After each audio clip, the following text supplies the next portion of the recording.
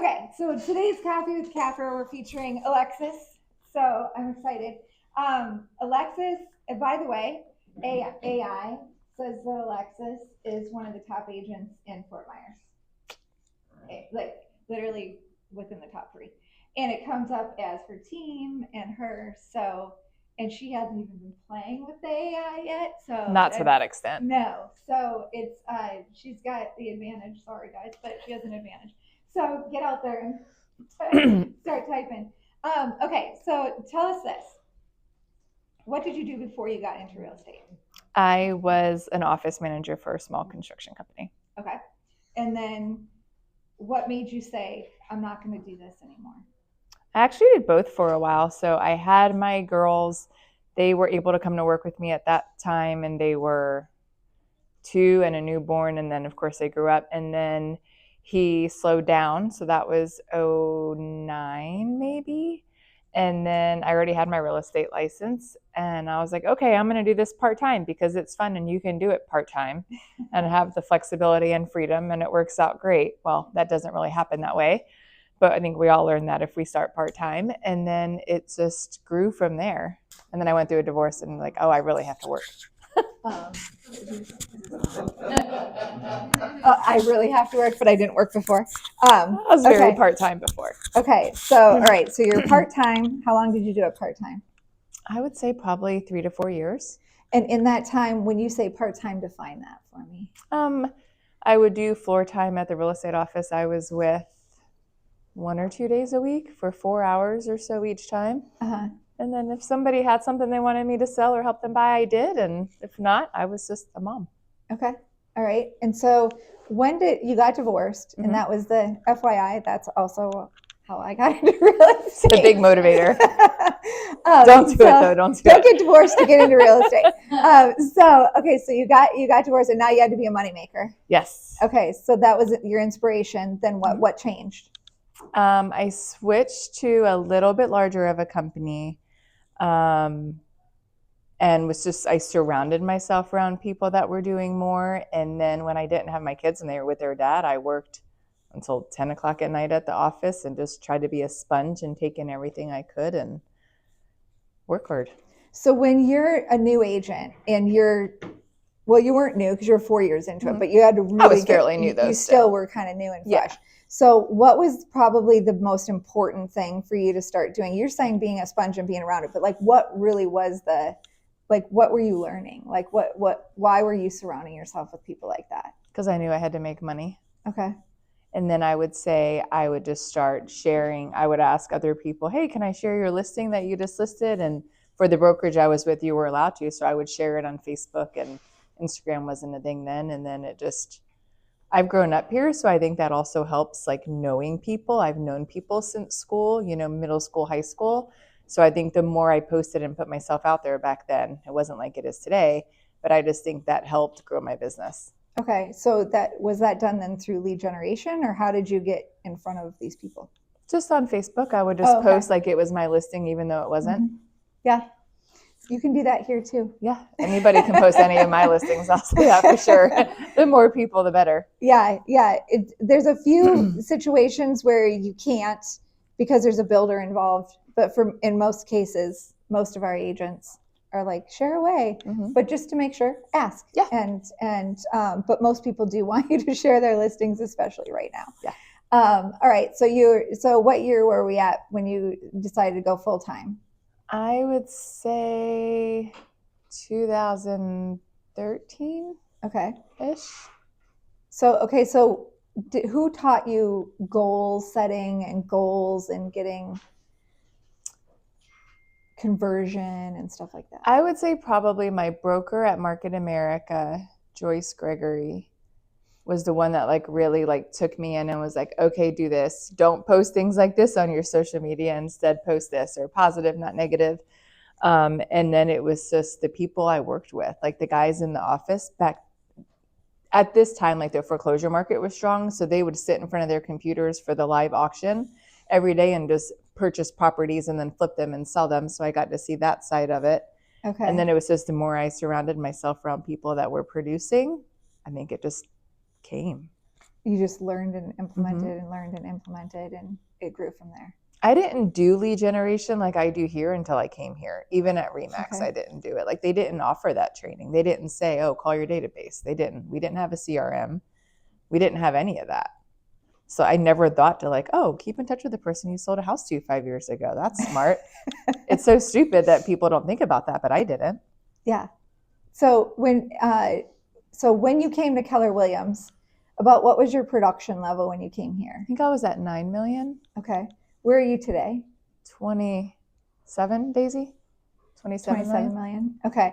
So, and how long have you been at Keller Williams? 5 years. 5 years. So when you came here, and obviously things you said were different because nobody was talking about these things when you came here.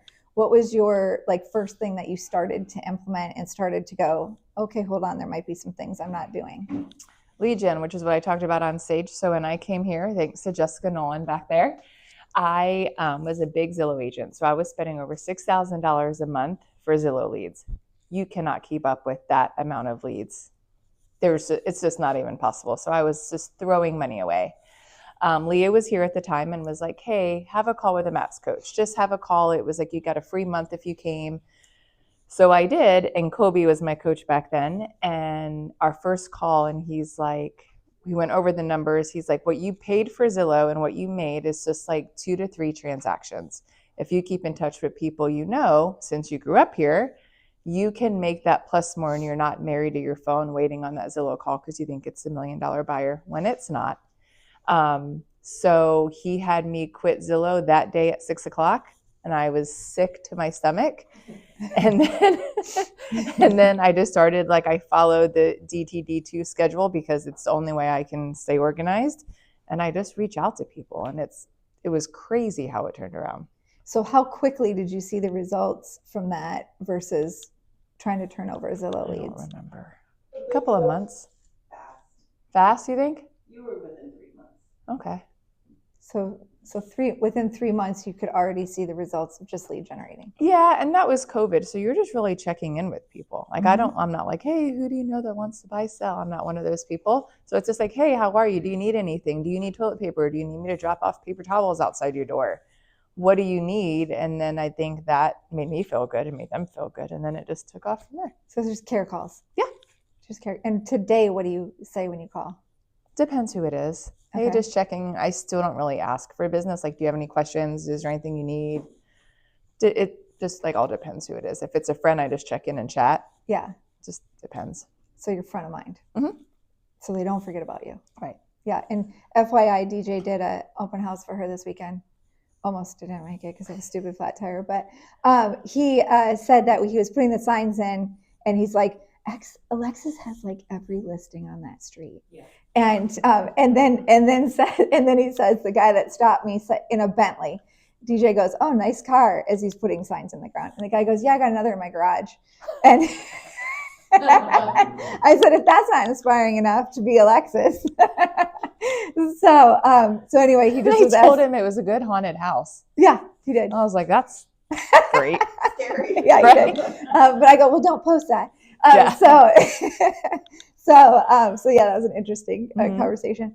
So, okay. So you come here, you become, one of our top agents, and actually as a agent, you are the top solo agent with an admin. So talk to me about what this looks like for consistency, time blocking, things like that. What does your life look like?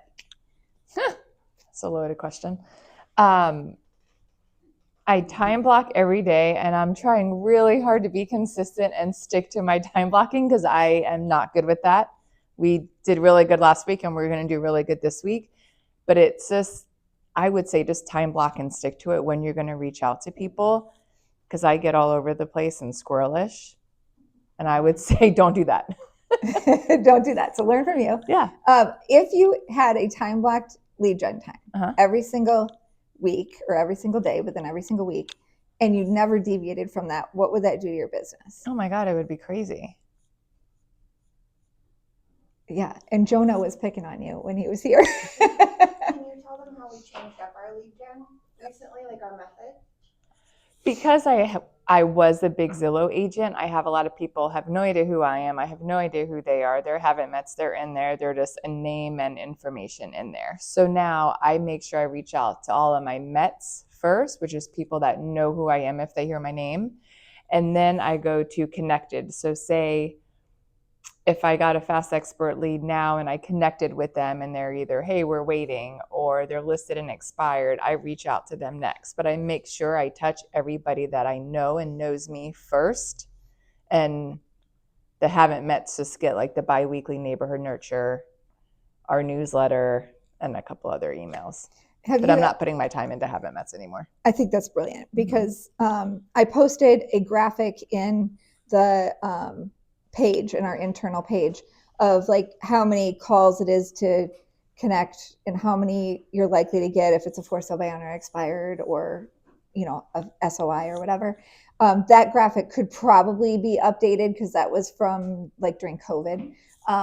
But just knowing that if you've identified that if I spend my time calling people I don't know, the conversion rate to appointment is a lot less. Oh yeah, for sure. Even just to get them to respond. And I'm a texter, I'm not a caller. So to get them to respond, I mean, but you know, like how many texts are people getting? Hey, I want to buy your house. I'll pay cash for your house. I'll do X, Y, and Z. Like now it's probably worse than ever. Yeah. So you're buried in there. And they're like, another, I don't know who this is, another, delete, you know. It's like when people do mailers and it just ends up right in the garbage can because I don't know this person. But I will say, still send them like something. Daisy's husband went and met a guy for like a car part or a part for a boat. And he's like, oh, I know Alexis. I get their newsletter every month. I have no idea who this guy is. He's in our database. Yeah, he's in the database, right? I do know like the newsletter and the neighborhood nurtures, you can do it twice a month or once a month. And don't be critical of how perfect it is because you'd rather them think it's not perfect and call you than think it's perfect and just never call you. But for that neighborhood nurture, I have clients that call me and say, I just had somebody call me. I don't even know who they are. And they said, I get your nurture. It's time for me to sell my house. So you don't know what's working, how much of your business should be automated that you're not automating, that if you were, and that's all they were getting, that could convert for you. And I will say, check on command because you can see who viewed their portal and who logged in recently and touch them too. Yep. Like, hey, I saw you were on the website yesterday or over the weekend. Do you have any questions I can help you with? So how are you using command to help you with that then? What are you doing? So with the 2 letters scheduled a week, they're tagged that way. Okay. So like last week, I think was MNX. So I pull up that tag and then Mets, and then that's who I reach out to. Okay. All right. So let's make it very simple. I know who I'm calling and there's no picking out. By the way, you can bulk tag. So if you're like, how do I do this quickly? You can have all your A's tagged with. Yeah, I don't know how to do that. Yeah, it's not that hard. Brett can help you, but there's lots of videos on Scott Leroy's website on how to do that. Okay, so you automate that. You automate your newsletter? No, Daisy does it all. Yeah, the tags are automated, but we do have to, like, every month I unsubscribe the people who unsubscribed with the unsubscribe newsletter tag. And then I re-pull all that have the newsletter tag, which would include all of our new command entries that I've tagged with newsletter or that Alyssa has tagged with newsletter for us, and then re-pull it. So it really is not automated. That would be great, but at this point, with the systems we're using, it's not able to be. Okay. All right. Could people who didn't have as big of a database automate a lot of what they're doing, do you think? I'm sure if you used, I do think you have to pay extra depending on the service that you use.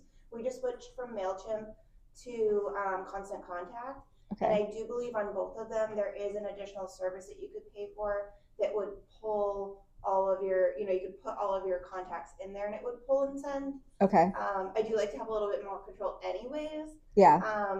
For me, the tags work and updating it, it's time consuming, but it does work. And then the other thing is if you don't want to make a newsletter, you're not at that point yet. Scott Leroy has a newsletter that he will send you. You just have to tell him who it goes to. So it's a very generic newsletter. It's not going to be specific to our area, but if you have nothing going, that's better than nothing. Mm-hmm. All right. So you've got newsletters, you've got your touch campaign, you've got your DTD2. What else is lead generation for you?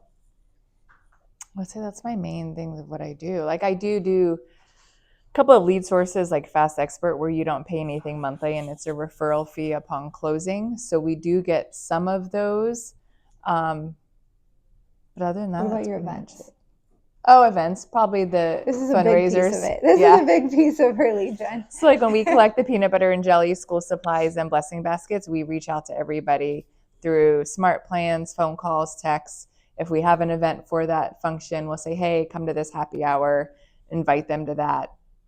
I've attended her happy hours before. It was pretty That well was a school attended. supply one in Cape, yeah. That was pretty well attended. Mhm. So she's bringing them together at a happy hour to say, just bring your items here and have a cocktail and appetizers with me. Mhm. And you have pretty good turnout for that. I do. And I feel I've learned Cape Coral people do not like to cross the bridge to come to Fort Myers, and Fort Myers people are not going to Cape Coral.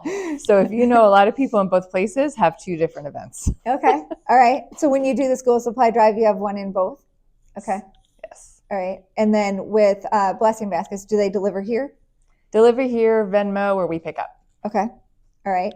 And so how does that, that's coming up in the fall here. So when you go to start the promotion of that, now last year we had 2 We'll hurricanes have to do it this month. that caused us an issue and got our delay out for our, but the smart plan will go out earlier this year.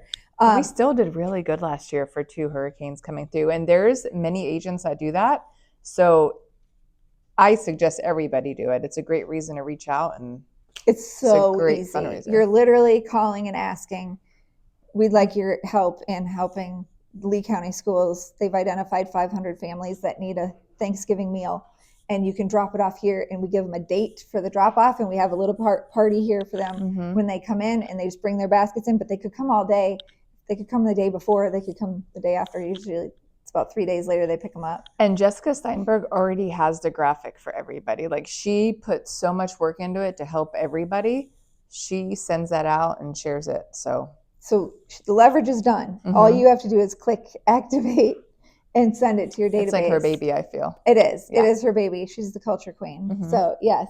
When that comes out, is that shared online? I always see It's you shared post it, it's shared in your smart plan library. You can add it to your smart plan. You can bring it from the smart plan library into your library and use it for your database. It's already pre-created. We search by her name, or I think I think you can do both. I think you can type in like blessing basket and it would probably come up, but I think you also can look search by under author. Jessica Steinberg, and then it will Or if show you up. email her, she'll be happy to email it out too. And by the way, you'll hear about it because we Yeah. talked about it. We at should be having a meeting. meeting soon. I know Jessica's been out for Yeah, a she's little been bit, out because her right? dad's ill, but we should be having a meeting coming up. So when we say events are like taking it up a notch. So before you started events, you didn't get as much face-to-face time with people as you get. The events take it up a notch. These get you in a room with people, and they don't have to be past clients. No. And anybody will come for a free drink. Yes, anybody will come for a free drink or free appetizer. That's Yeah, right. yeah, That's right. Yeah, depending on if They're not crossing the river. Okay, so you do the peanut butter and jelly drive is in June? That is, we start that about April, May. April, May. Because then Okay. kids get out of school the end of May, so that way they have them. And then we do school supplies over the summer, and then blessing baskets for Thanksgiving. And that's your 3 main things that you do. Okay, so she's decided her events are all fundraisers type related. So it makes it easy. You don't have to like create like locations for every. I mean, you probably pick. I know where yours was in the Cape, so you pick a good location. It's good to pick a night of the week that's quiet at a restaurant. Yeah. And say, can I do a happy hour at your restaurant? And it's really a quiet restaurant on a Wednesday or something, because then it brings people in. You help the company. And Blue Point will, or they have in the past, I can't say that they will, but they donated like a gift card. So we do like a basket giveaway or 2 basket giveaways. They come in, they also get a ticket for that, and they've donated a gift card before. So don't be afraid to ask somebody that has a restaurant if you know them, if they're willing to. Yeah. Yeah. In all recommendations are always local businesses, not chains. Chains always have to go through corporate. So you want to pick local mom and pop places because you're helping somebody local anyway. Okay. So now here you are. You had a buyer's agent at one point. You don't have one now. Right. Paint me your vision for what does the next 3 to 5 years look like for you? I would say my coach might not agree with me. So I would say I'd like to bring on like a showing assistant, not necessarily as like part of our team, but just to help them, have them shadow me, see how we do things, see what I like to be done, and then be a showing assistant for a while, see how that works out. And hopefully in the future they become a buyer's agent, still kind of work out the structure of what I want. Why does your coach disagree? Because she thinks I'll need a buyer's agent sooner. You mean she wants you to get some of your life back? Yeah. Your husband might agree. He might. Okay, so all right, so we've got some vision, still small. Okay, so if you were going to attach a number to that, what does that look like number-wise for you? If you were going to say, this is my goal, we'll put it out there, right? We're manifesting. Put it out there. Our goal for this year is 100 units. Is that what you mean, like units and volume? 100 units. Volume goal, I think, is around 750, 800. Okay. We were at 1 million when we had a buyer's agent, but actually now that we don't, the numbers are higher than we thought they would be. So I like to grow every year. I really don't have a goal set for the next like 3 to 5 years though. So if you hit 100, you could just do 100 every year for 3 to 5 years. No, I still want to do more. I want to do 120 probably the next year. But there's also another attachment to this is like, why do you want those numbers? What do you gain when you get those numbers? You've told me you're getting in that room. Oh, Gary Keller's top 200 agents. Yeah. So I was in that room for 2 to 3 years. And then when I brought on a buyer's agent, because your GCI changes to 1.5, I'm not in it anymore. So I will be back in there in November. Okay. So what do you gain when you go to that? Surrounding yourself by other people that are doing just the same as a solo agent with strong admin support. Yeah. So you learn from the other big pool of people that have figured out how to do it. Yeah. Big business. Yes. Yeah. So it's awesome when you're a new agent and you find your community and the new agents, but then when you find the community and the next level that you're trying to go to and finding and spending time with those people, it pushes you to get there faster. Right. For sure. I mean, I'm watching you and I see how motivated you are to get back in that room. I was so mad to get out of it. She's like, I got booted and this is not okay. Yeah. But it's FOMO. Yes. Like I got to go to Gary's ranch. That was so cool. I bet. I am so jealous. Yeah. So I just pulled out he had koozies at his ranch. And I was like, oh, I'll take 2 of those. I'm like, and so we came home and they say BR on them. And my husband goes, oh, where'd you get those? He thought it was for Babcock Ranch. I go, oh, no, this is Gary's ranch. This is Browning Ranch. Browning Ranch. Yeah, it's called Browning Ranch. So, yeah, so I have 2 koozies that are like gold in my house. So, all right. So if you're sitting here with a mixture of agents at different production levels, if you were going to give a piece of advice for maybe 3 production levels, new agent, mid agent, and top agent, what would be your advice that you've learned along the way? I think it would all be the same advice and just time block, lead gen, and do it. Time block, lead gen, and do it. And have you found yourself in a period of time where you weren't lead genning? No.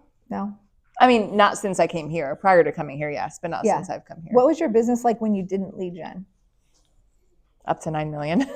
Up to 9 million. And I was the number one agent in our Remax office, which was a small one off of Colonial. But then I was like, okay, that's great. I'm here. Now what? Yeah, now what? And who do I learn from to go to the next? Right. It's funny. There's that saying, like, do you want to be the big fish in the small pond, or do you want to be the small fish in the big pond? And there's a cap on what your knowledge can, where you can get. There's a cap on where you can get when you don't have people to look towards to say, now where do I go? Yeah. Right. Like it's like you got there, so now you're the top dog. I was talking to a guy the other day, and he said, I'm going to surpass the top 2 agents in my office, and the top agent in their office is 14 million. And I was like, oh, well, he's going to have to come here. That's right. Because he's going to surpass the cap. And then what? He's like, they're not doing what I'm doing. And so he's doing things that are different. Okay, so give us, we know you're going to try to end at 100 units. You're going to end at 100 units at the end of the year. What's the gap? Daisy, what's our gap? Pressure. We just closed our 65th, I think. Okay. We're I think looking to meet our goal. Okay. The way we're trending right now. Yeah. Okay. And how many listings do you have active right now? 19. 18? Oh, we just got one under contract? Yeah. 18. So if this group could help you sell those 18, what would you need them to do? Sell the houses. Hey, bringing a buyer. Bring a buyer. Bring a buyer. So she's got properties. Share them. You're right. Put them out there. Mhm. It's because they're good properties too. How many of them are luxury? 3. 3. There was 3 or 4. And how many do you have in the pipeline that are luxury? Because you took About another 3 or 4. Okay. Yeah. So you need 4 in a 2-year period over 700 to be in the luxury division. So, and I would say if you can get a coach, get a coach. Like my coach last week was like, okay, you want to get to this goal, you need to carry 30 listings at a time in order to reach your goal of closing 100. So you need to step up. You need 9 listing appointments this week. You need 7 price reductions this week. So they do help hold you accountable and tell you, okay, this is the number you have to be at. This is what you have to do. And when you have to answer to somebody the following week, you're going to work that you're your paying ass off somebody to that do you're it. paying to Yeah. tell you to do it. Yeah. Yeah. It's worth every dollar. How long have you had this coach? 3 years? Okay. 2.5 years? What's the difference? Like when you get into coaching, because I'm on the coach side, but she's on the client side. When you get into coaching, some of that in the beginning is getting to know your coach. Mhm. After 3 years, what does she know about you that helps her coach you that she didn't know day one? I would say she just like has learned my strengths, my weaknesses, how hard it is for me to stick to my time blocking, to my schedule, and will just kind of encourage me throughout the week. Like, okay, today you're going to do it. What's your schedule like tomorrow? So it's not just like you only get her for 30 minutes once a week. She knows my weaknesses, so she can say, okay, you really need to do this. You really want to pay off the kids' college, so you have to get this done. You really want to do X, Y, and Z. You have to get this done. Yeah. So your relationship with your coach grows over time. I have people I've coached for 7 years, and she said to me this morning on her call, she said, I don't know why I stopped doing this, but you and I did this like 3 years ago together, and I stopped, and I'm glad you're reminding me that I need to go back and do that again. So sometimes you evolve with your coach and you go back to things you did before and go, okay, we deviated and it didn't work. So now I got to go back to what I know did work. Mm-hmm. So your relationship with your coach becomes like kind of a long-term relationship. Yeah. It's hard to switch a lot because you got to get to know somebody new. So, do you need her 1 hour per week, or how often do you have interaction with your coach? 30 minutes once a week.